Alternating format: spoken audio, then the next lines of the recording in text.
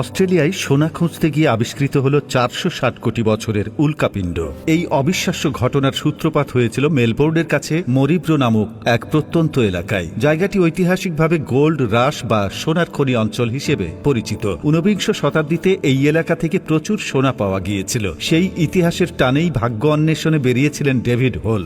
সময়টা ২০১৫ সাল। হাতে মেটাল ডিটেক্টর নিয়ে হলুদ মাটির বুকে গুপ্তধনের সন্ধানে ঘুরছিলেন তিনি। হঠাৎই তার যন্ত্রটি তীব্র সংকেত দিতে শুরু করে। ডেভিড মাটি খুঁড়তে শুরু করেন এবং একসময় তার হাতে উঠে আসে লালচে রঙের একটি অদ্ভুত দর্শন পাথর। পাথরটি ছিল অস্বাভাবিক রকমের ভারী। ডেভিড নিশ্চিত ছিলেন এই লালচে আস্তরণের নিচে লুকিয়ে আছে বিশাল কোনো সোনার দলা। তিনি অত্যন্ত যত্ন করে পাথরটি বাড়িতে নিয়ে আসেন। বন্ধুরা, যেহেতু আপনি ভিডিওটি দেখছেন তার মানে আপনি পেজের একজন সম্মানিত সদস্য। জানতে পারি আপনি কোন জেলা থেকে দেখছেন, কিন্তু রহস্য শুরু হয় ঠিক এখান থেকেই। ডেভিড ভাবতেও পারেননি যে তিনি যে বস্তুটি বাড়িতে এনেছেন তা পৃথিবীর কোনো সাধারণ পাথর নয়, বরং মহাকাশ থেকে ছিটকে আসা এক মহাজাগতিক বিস্ময়। বাড়িতে আনার পর ডেভিড পাথরটি ভাঙার আপ্রাণ চেষ্টা শুরু করেন। তার একমাত্র লক্ষ্য ছিল ভেতরে লুকিয়ে থাকা সোনা বের করা। প্রথমে তিনি এটি করাত দিয়ে কাটার চেষ্টা করেন, কিন্তু পাথরটিতে একটি আঁচড়ও বসাতে পারেননি। এরপর একে একে ড্রিল মেশিন, গ্রাইন্ডার, এমনকি শক্তিশালী অ্যাসিড ব্যবহার করেও তিনি ব্যর্থ হন। পাথরটি যেন এক অবিনশ্বর বস্তু।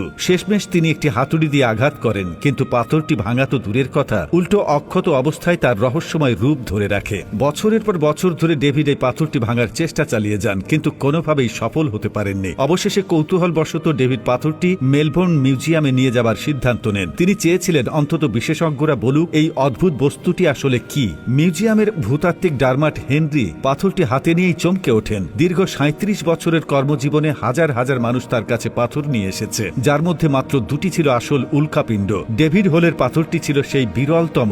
বিশেষজ্ঞরা অত্যাধুনিক প্রযুক্তির মাধ্যমে পরীক্ষা নিরীক্ষা করে নিশ্চিত হন এটি একটি অত্যন্ত দুর্লভ লৌহ নিকেল উল্কাপিণ্ড। এর ওজন ছিল ১৭ কেজি। বিজ্ঞানীরা জানান পাথরটির বয়স প্রায় ৪৬০ কোটি বছর, অর্থাৎ আমাদের সৌরজগৎ যখন সৃষ্টি হচ্ছিল ঠিক সেই সময়ের সাক্ষী এই পাথরটি। গবেষণায় দেখা যায় এটি একটি H5 অর্ডিনারি কনড্রাইট জাতীয় উল্কাপিণ্ড। এর গায়ে যে ছোট ছোট গর্ত বা খাঁজগুলো দেখা যাচ্ছিল তা কোনো সাধারণ ক্ষয় নয়। মহাকাশ থেকে পৃথিবীর বায়ুমণ্ডলে তীব্র গতিতে প্রবেশের সময় বাতাসের ঘর্ষণে এর বাইরের অংশ গলে গিয়ে এমন আকৃতি ধারণ করেছে। বিজ্ঞানীরা এর ভেতরে ছোট ছোট ধাতব কণার মতো ক্রিস্টাল দেখতে পান, যাকে বিজ্ঞানের ভাষায় বলা হয় কন্ড্রুলস। এই উল্কাপিণ্ডটি বিজ্ঞানীদের কাছে এক অমূল্য রত্নভাণ্ডারের চেয়েও দামি, কারণ মহাকাশযান পাঠিয়ে নমুনা সংগ্রহ করা অত্যন্ত ব্যয়বহুল এবং সময় সাপেক্ষ।